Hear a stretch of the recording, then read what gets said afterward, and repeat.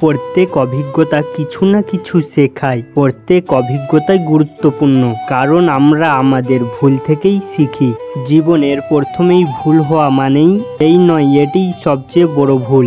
এর থেকে শিক্ষা নিয়েই এগিয়ে যাও। প্রত্যেকটা দিনের গুরুত্বকে বুঝুন। প্রত্যেক দিন একটা নতুন ব্যক্তির জন্ম একটা নতুন উদ্দেশ্যকে পূরণ করার জন্য হয়ে থাকে। প্রত্যেক মানুষের অধিকার আছে তার নিজের দুনিয়াকে স্বয়ং নিজে খোঁজার। আমরা যখন কথা বলি তখন সেই সময় আমাদের শব্দগুলোকে ভালোভাবে নির্বাচন করা উচিত, কারণ এর ফলে শ্রোতার উপর ভালো কিংবা খারাপ প্রভাব পড়তে পারে।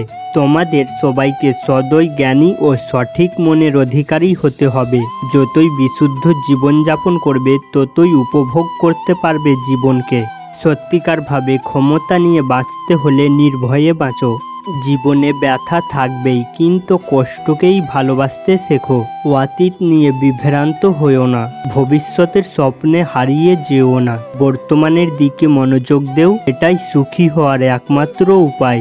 ভালো কাজ সবসময় করো, বারবার করো। মনকে সবসময় ভালো কাজে নিমগ্ন রাখো। সদাচরণই স্বর্গ সুখের পথ। চিন্তার প্রতিফলন ঘটে স্বভাব বা প্রকৃতিতে।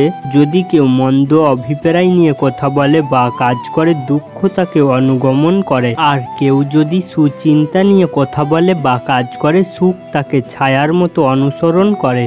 জীবনে যতই ভালো বই পড়ো কিংবা ভালো উপদেশ শোনো না কেন, কিন্তু যতক্ষণ না তুমি সেই সবের থেকে পাওয়া তথ্যগুলোকে নিজের জীবনে ব্যবহার না করছো, ততক্ষণ অবধি সেই সবের কোনো মূল্যই নেই। ধ্যান থেকে আসে জ্ঞান, ধ্যানের অভাবে আসে অজ্ঞতা। জানতে শেখো কি তোমাকে এগিয়ে নিয়ে যায় আর কি পিছু টানে। জেনে নিয়ে নিজের পথ নির্ণয় করো, যা জ্ঞানের দিকে যায়। সত্যের পথে চলতে কেবলমাত্র দুটো ভুলই করা সম্ভব, হয় পুরো পথ না যাওয়া, না হয় পথ চলা শুরুই না করা। তুমি যা ভাবো সেটাই হও, যা অনুভব করো সেটাই আকর্ষণ করো, যা কল্পনা করো তাই সৃষ্টি করো। অশ্লীল ভাষায় একদম না। ভিক্ষে চাওয়াতে গৌতম বুদ্ধকে একজন প্রাণ ভরে গালাগালি দিল। পরিশেষে গৌতম বুদ্ধ তাকে বলল, ভাই একটা প্রশ্নের উত্তর দেবে? লোকটি বলল, বলুন। বুদ্ধ জিজ্ঞাসা করল, তুমি আমাকে একটি আম দিলে, আমি যদি না নিতে চাই তাহলে সেটি কার কাছে থাকবে? লোকটি বলল, আমার কাছে থাকবে। তখন গৌতম বুদ্ধ বললেন, ভিক্ষের পরিবর্তে তুমি যে এত গালাগালি দিলে, ওটি যদি আমি গ্রহণ না করি তাহলে সেটি কার কাছে থাকবে? লোকটি নিজের ভুল বুঝতে পারল ও তৎক্ষণাৎ বুদ্ধের পায়ে পড়ে ক্ষমা ভিক্ষে চাইল। একটা শুদ্ধ এবং নিঃস্বার্থ জীবনযাপন করার জন্য একটা ব্যক্তিকে সবকিছুর মধ্যেও কিছুই নিজের না, এই ভাবনা রাখতে হবে। শান্তি মনের ভিতর থেকে আসে, তাই সেটা ছাড়া শান্তির অনুসন্ধান করো না। হাজারো খালি শব্দের থেকে ভালো সেই শব্দ যেটা শান্তি নিয়ে আসে। নিশ্চিতভাবে যে ব্যক্তি বিরক্তিপূর্ণ চিন্তার থেকে মুক্ত থাকে সেই শান্তি পেয়ে থাকে।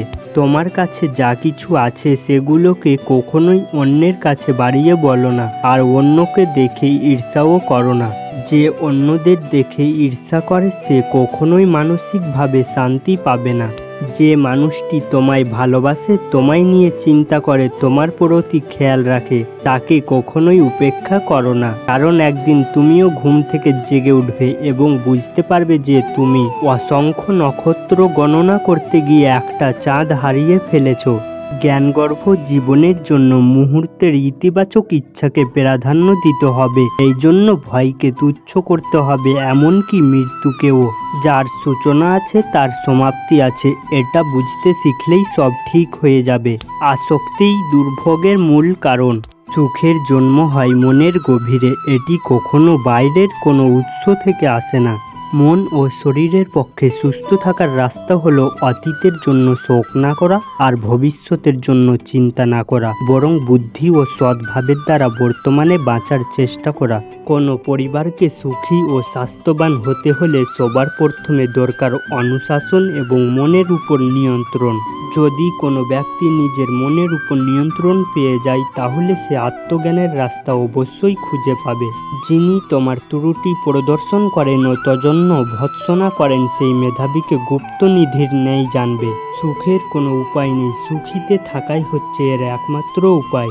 একটা প্রদীপের মাধ্যমে হাজারটা প্রদীপকে জ্বালানো যেতে পারে, কিন্তু তাতে সেই প্রদীপের আলো কখনোই কমে যায় না। ঠিক সেইভাবেই খুশিকে সবার মাঝে ছড়ানোর দ্বারা খুশি কখনোই কমে যায় না, বরং বেড়ে যায়। একটি মিষ্টি বন্ধুত্ব আত্মাকে সতেজ করে তোলে। রেগে যাওয়া কোনো জ্বলন্ত কয়লাকে অন্যের গায়ে ছোড়ার জন্য সেটাকে ধরে থাকার মতোই সমান হয়ে থাকে। এটা সবার প্রথমে তোমাকে জ্বালাবে। যখন আমরা মনের রূপান্তর ঘটাই আর চিন্তাগুলো বিশুদ্ধ করি, তখন আমরা অন্যায় কাজ থেকে জীবনকে পরিশুদ্ধ করি। এর মাধ্যমে খারাপ কাজের চিহ্নও মুছে যায়। যেমন ভাবে একটা মোমবাতি আগুন ছাড়া নিজে জ্বলতে পারে না, ঠিক সেই রকমই একটা মানুষ আধ্যাত্মিক জীবন ছাড়া বাঁচতে পারে না।